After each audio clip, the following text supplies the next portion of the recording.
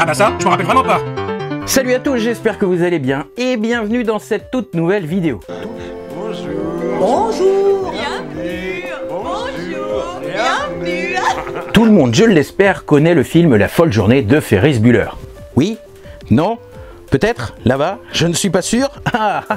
Bon, pour ceux qui n'ont jamais regardé ce petit bijou sorti en 1986 et réalisé par John Hughes, petite piqûre de rappel. Ferris Bueller est un ado comme on peut en voir souvent. Sympa, drôle, un peu charmeur, mais surtout super nul à l'école. Et un beau matin, il va décider, à l'insu de son plein gré, de faire ce dont on a tous rêvé un jour, mais que petit écolier modèle, nous n'avons jamais eu le courage de faire. Maman, si tu regardes, je n'ai jamais fait ça de ma vie. Bien sûr, c'est chez les cours. Mais cette journée, il ne va pas la passer tout seul, car il va embarquer dans ses aventures son meilleur ami Cameron, mais aussi Sloane, sa petite amie. Le film cartonne et obtient au fil des années le rang bien mérité de film culte. Et donc en 1990, la chaîne NBC a une idée et a décidé de transporter sur le petit écran et en série La folle journée de Ferris Bueller. Oh malheur! Oh désespoir!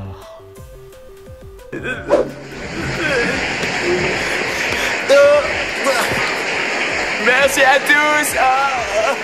Oh chérie, vous m'aimez, chérie.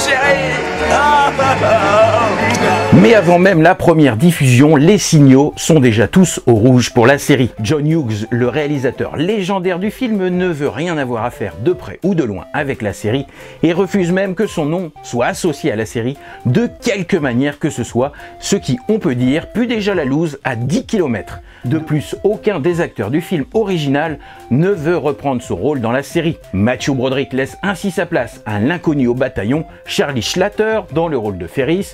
Brandon Douglas reprend quant à lui le rôle de Cameron, joué auparavant par l'excellent Alan Ruck, tandis que Sloane Peterson, la petite amie de Ferris, est remplacée par Amy Dolenz. Jennifer Aniston, la future Rachel de Friends, 4 ans plus tard, a elle été choisie pour incarner la sœur aînée de Ferris, Janie, jouée dans le film par Jennifer Grey. Malgré ce casting un peu, voire carrément bancal, le président de NBC de l'époque, Brandon Tartikoff, qualifia la série Ferris Bueller de série branchée et lui avait prédit un succès auprès du jeune public. Cependant, dès les premières minutes, on sent bien que la série ne va pas être du tout au niveau du film, ni de rien du tout, même à part peut-être d'un vieil épisode de Derrick de début de jeudi après-midi. Dès le tout début du premier épisode, le nouveau Ferris Bueller fait comme l'ancien en brisant le fameux 4e mur, en s'adressant directement à nous, téléspectateurs. Ah bah ça c'est cool!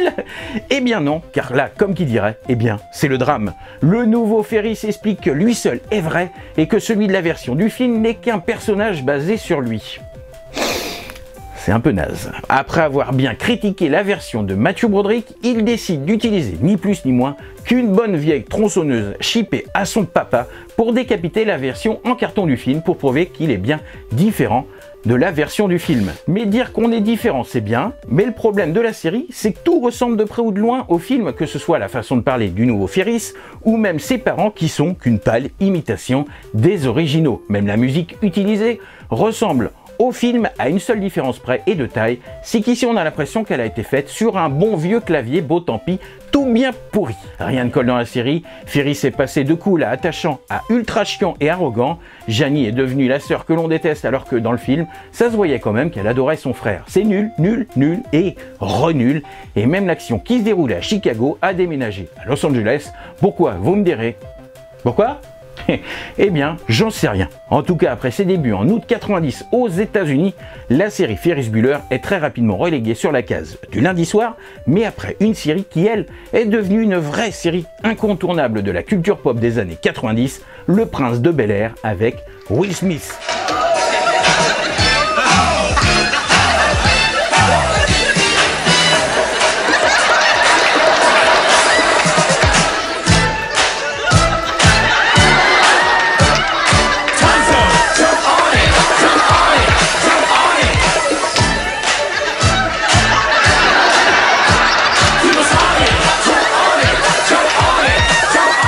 c'est seulement après 12 épisodes que le désastre Ferris Bueller en série prendra fin. Enfin oui, fin.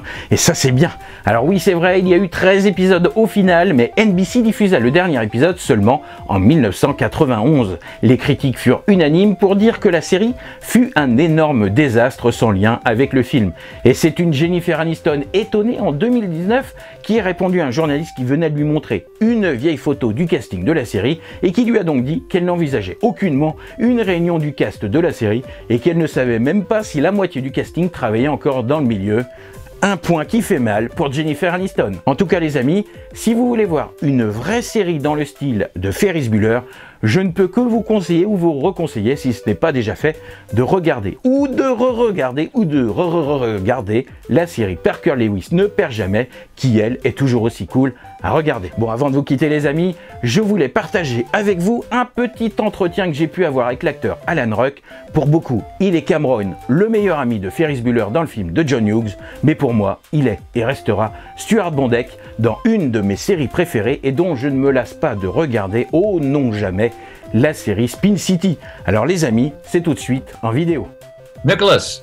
Hello Alan, how are you? I'm well. So, I can say that I am one of the greatest fan of your character of Stuart Bondek in Spin City. And today for you, I wear my Stuart clothes. It's very nice. Hi. I have some questions for you. First question, today, where would you see Stuart Bondek? Jail. Ouais, me too. For sexual harassment or with Donald Trump in campaign for me. I'm sorry, say again? With Donald Trump in campaign. Hopefully. Do you think a new Ferris Bueller sequel or reboot is always possible?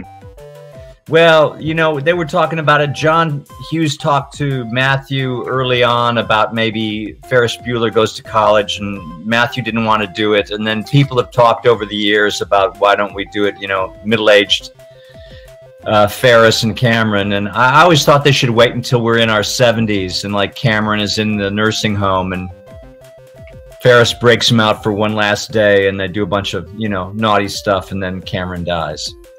Okay. To finish, I have some quick question. You must choose only one answer. Mike Flaherty or Charlie Crawford? Mike Flaherty or who? Charlie Crawford. Oh, Mike. Yeah. Paul, James or Carter? Carter. Yes. Nikki or Stacy? Stacy. Stacy. For me, Nikki. Okay. And Cameron Fry from Ferris Bueller or Stuart from Spin City? Which one did I have more fun? Stuart. Yeah. And to finish, the question, Amber or Crystal? Just for me. Amber or Crystal? Amber or Crystal? Yes. Both. I don't know. Thanks a lot. Thanks a lot. It was a pleasure to speak with you. And likewise. Thank you. Take care. Bye-bye. Bye-bye. Bye-bye. Bon les amis, j'espère que cette vidéo vous a plu. N'hésitez pas à la liker, la partager, la commenter, à dire que la chaîne, eh ben franchement, elle est très très cool. Moi sur ce, les amis, je vais sécher les cours. Enfin non, je vais plus à l'école, mais bon, tant pis. Ça aurait pu être très cool. Et je vous dis à très bientôt pour une prochaine vidéo. Ciao tout le monde!